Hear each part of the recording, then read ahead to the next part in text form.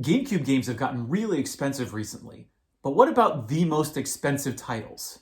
I'm going to show you one trick to save $2,000 on the most expensive GameCube games out there. I'm your man out of Japan, Jay Contra, and if you'd like to see more about Japanese retro games, you can subscribe to my channel and see exclusive videos over at Patreon. Longtime viewers of the channel will of course know that one trick is to buy the Japanese version. I need to set the parameters of this video. I'm going to be going through the 9 most expensive GameCube games that have Japanese versions. So I'm going to be excluding games like Go-Go Hyper Grind, which interestingly enough was made by Konami, but was only ever released in America. So I'm not going to be focusing on those games. Starting off at number 9, we have Lost Kingdoms 2. Now, Lost Kingdoms is known as Rune over in Japan, and I've played the first one. I was actually surprised by how much I liked it because I'm not really one for the action-adventure, card-battling RPG genre. But Lost Kingdoms by From Software was really good, and while I haven't played the second one, if it's as good as the first one, I can recommend it. However, you will be paying $130 for a US copy. But if you go to eBay, you can find that same game, it'll be in Japanese though, for $36. And if you're in Japan, if you're able to get one in Japan, it's just $23. We're talking more than $100 difference for the same game, essentially. At number 8, we've got Skies of Arcadia Legends, which is $150 for an American copy on eBay. I know it's an RPG. I haven't played it myself, but I've heard good things about it. That is crazy expensive, although I know how passionate RPG fans can be.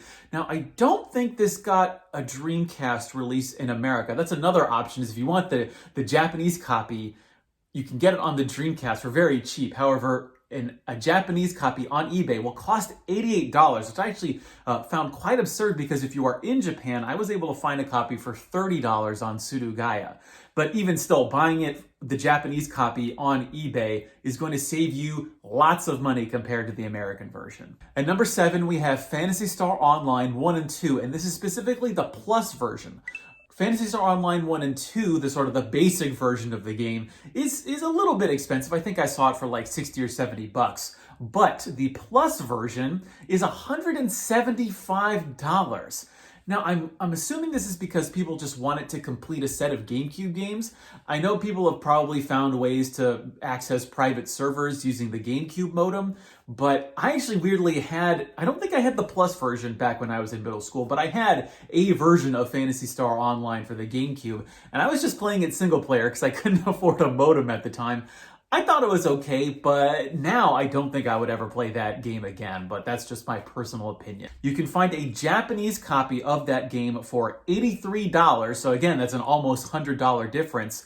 And if you are in Japan, you can just find Phantasy Star Online 1 and 2 Plus for $32. That's...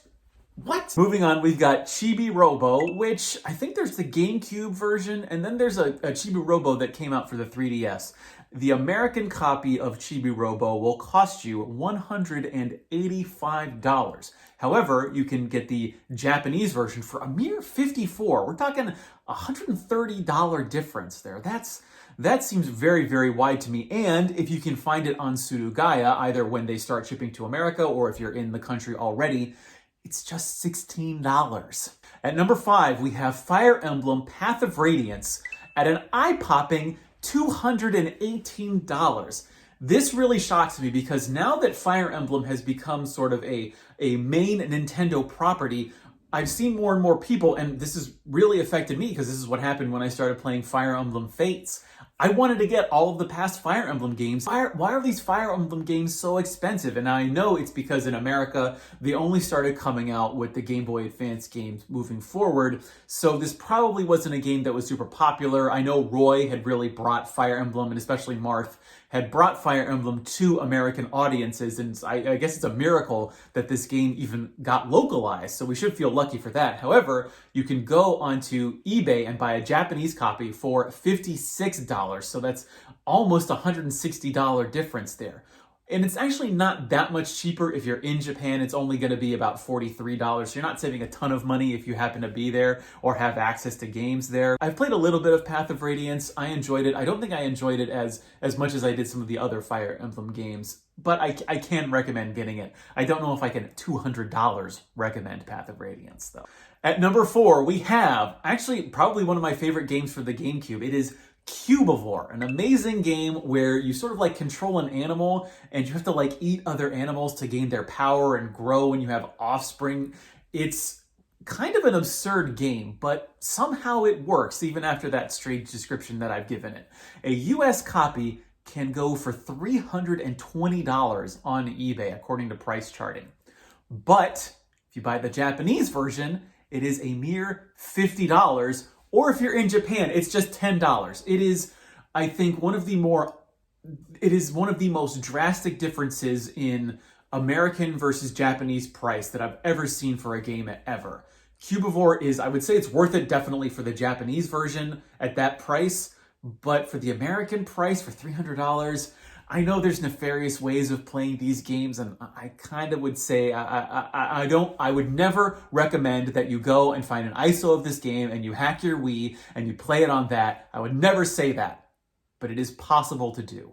At number 3, we have another game that I think is just on here for people to complete their collections, and it is Disney Sports Basketball. I think it's just one of those games that received a limited print run, and today people are just looking out for it because it's got the Disney name, so maybe that's bringing in some Disney collectors, and that's why it costs $334 for the American version. Now, the Japanese version on eBay is a little expensive. It is $75. However, if you are able to get direct access in Japan, it is just $28. Not really sought after in Japan. When Gotcha Force first came out, it was not really seen as sort of an impressive game, but I think it's recently gone through reevaluation, and that's why people want it today. So at number 2, we have Gotcha Force at $440. Now, when you look at the Japanese price, I'll be very careful with this because on eBay it is going for $100 for a Japanese copy, whereas if you're in Japan, it is $42. Gotcha Force's story in Japan is very curious because it actually really, I think, came around to being a cult classic. So after its first print run in the early 2000s, a GameCube game actually got a second print run, I think in the early 2010s or the late 2000s, when I saw the numbers. It's really strange that in Japan, some games had really long lifespans to where even though the GameCube was not super popular, it was still getting reprints in the early 2010s. And so that's why the Japanese price hasn't blown up as much as the American price has. At number 1, and I would hesitate to even say that this is a wide release game because the story behind Pokemon Box is very peculiar because in Japan, it received a wide release, or a wide enough to release to where it's not super expensive. However, I want to say in Europe it was bundled with a particular console. It was part of a set.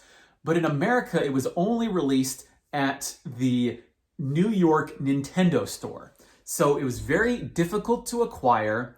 And because the GameCube was not as popular as the Xbox or the PlayStation 2, you already had a limited consumer base for the Pokemon Box. And you also had to, that was when the popularity of Pokemon was sort of sliding off with Ruby and Sapphire, which is what the Pokemon Box is set up to work with. On eBay, the Pokemon Box for the GameCube cost $712 the last time I checked. You can buy the Japanese copy on eBay for $35. If you are in Japan, it is $4. We're talking, in America, the single most expensive game that came out for the GameCube is more than $700. But if you're in Japan, you're buying the same game, only it's in Japanese, and it's $4. That's like a 200 times multiple for a Pokemon Box game? What do we even do with it? I think there's something about like some versions. I know there's like an expansion disc that comes with Celebi. I think you can maybe get Jirachi, or I can't remember the legendary Pokemons after Generation 2. And by saying Pokemons, I'm already revealing my ignorance here. Pokemon collectors want it. Complete GameCube set collectors want it. And maybe it has some extra functionality to it. I'm not terribly familiar with the game. I don't have it. and I haven't experienced what you can actually do with it myself. I know it's for organizing your Pokemon and storing them off of your cartridge. It's for use, I think, with like transferring Pokemon from Gen 3 to the Pokemon Coliseum games. I'm not into the specifics, but at $700, I don't know if it's even within me to recommend getting the Pokemon box unless you are on that level of collector that really wants it. And we now live in a time where GameCube games are so expensive that I'm not actually surprised to see a very limited and hard to acquire item reach $700 plus. And maybe in the future it might be $1,000 or more. All I can say is you will save lots of money by buying the Japanese version. So looking at the totals for all 9 of these American GameCube games, you would be paying $2,664 if you're purchasing them off of eBay at the average price. It's gonna, give or take the listings that you find. Despite what I think is some really severe inflation between buying games in Japan versus buying them on eBay, you can buy all 9 of these games for $577. That's more than $2,000 less than the price for the same American games on eBay. So you're just buying the Japanese copies on the same site.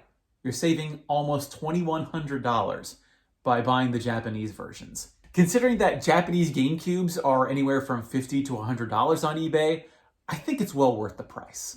Finally, if you are able to be in Japan or find these direct from a Japanese supplier like Surugaya, for these 9 games, you're only going to pay $228. That is a factor of 10. I thought the price difference between games for the Super Famicom or the Famicom were going to be wide, but the GameCube, I think it says a lot that American GameCube games, not just your common and semi-uncommon games, your games that are in high demand, have become so expensive when you're looking at games like Wind Waker, which is now $60 plus, when you're looking at Twilight Princess, which is $80. Japanese games, from the rarest to the rare to just the lowest commons, are going to be orders of magnitude cheaper than their American versions. Now, sometimes with RPGs, you're going to need to know Japanese in order to get the full experience of the game. But for a lot of the action games, like maybe even Lost Kingdoms, I know for CUBIVORE, you don't need to know Japanese at all to play that game. Even just looking up a guide or a walkthrough online is going to save you hundreds, if not thousands of dollars in the aggregate. I've been your man out of Japan, Jay Contra. Thanks for watching, and mahalo.